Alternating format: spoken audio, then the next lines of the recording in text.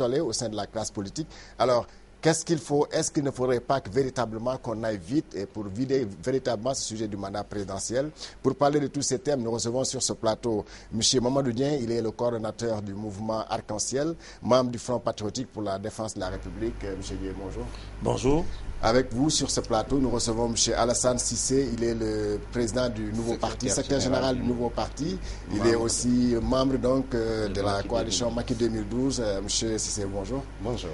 Alors, M. Cissé, vous avez vu donc autant de faits au niveau de la diplomatie sénégalaise ces derniers jours. Comme je l'ai rappelé tout à l'heure au sommaire, nous avons eu un diplomate qui a été agressé à Tunis. Il y a eu des Sénégalais qui ont été expulsés du Gabon. D'autres sont maintenus là-bas. On parle même de 70 Sénégalais maintenus dans des conditions assez difficiles. Alors, hier, vous avez appris donc que la presse a fait état d'un diplomate sénégalais, le consul du Sénégal à Marseille, qui a été impliqué dans cette affaire de mœurs. Alors, le problème, c'est quoi, M. Cissé?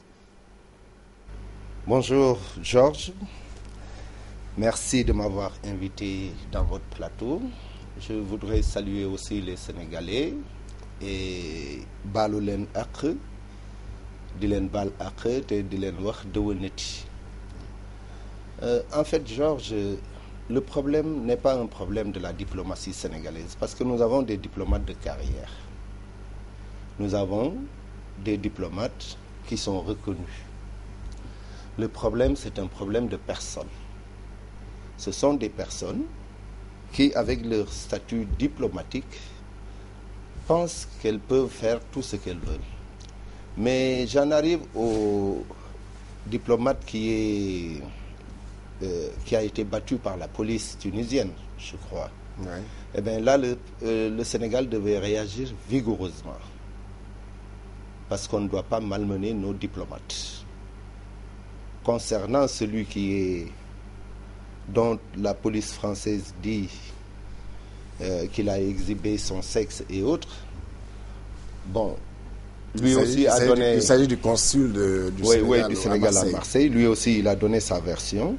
Il parle de racisme. Il parle de racisme et autres, mais seul Dieu et eux savent ce qui s'est passé là-bas. Je crois que quand on est diplomate, on a un comportement, une démarche à suivre. Et certaines personnes qui sont arrivées dans le tas dans la diplomatie ou qui ont été dans des ministères puis reversées aux affaires étrangères et qui bénéficient du statut diplomatique, ces personnes-là ne connaissent pas qu'elles représentent une nation. Et quand on représente une nation, on a un comportement qu'on doit avoir.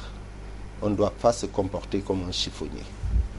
Voilà, mais si tel est le cas, si par exemple le consul parle de faits de racisme, alors si c'est le cas, est-ce que le Sénégal ne doit pas élever le ton pour exiger des excuses? Mais bien sûr, parce que le Sénégal doit aussi enquêter. On doit enquêter pour savoir où se situe la vérité. Mais on ne peut pas condamner une personne sans l'avoir entendue. Et je crois qu'on est allé trop vite en besogne. Aller vite en besogne, ça veut dire on l'a vite fait de le rappeler à Dakar. Sans l'entendre. Sans l'entendre. Ok, M. Dieng, alors lui, il dit que la diplomatie n'a pas de problème en général, c'est juste un problème de personne. Alhamdulillah. Wassalatu wassalamu ala maulana rasulullah wa sahbihi. Je dois d'abord commencer par vous remercier pour cette invitation. Remercier notamment le président du groupe, M. Sidy Lamine Niasse, saluer le rôle éminemment positif qu'il fait, notamment en direction de la diversité de l'opinion, pour ne pas parler des possibilités qu'il donne à l'opposition de s'exprimer.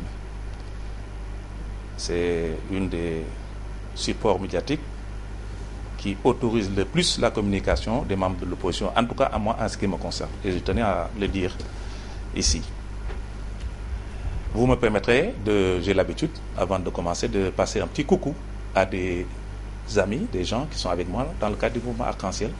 Et cette fois-ci, je vais avoir une petite pensée pieuse, affectueuse, pour les gens dans certains villages qui s'appellent Kissan, près de Thiès, qui m'ont dit qu'ils vont faire le déplacement pour acheter une télévision et suivre votre émission, Simi Walfadjri.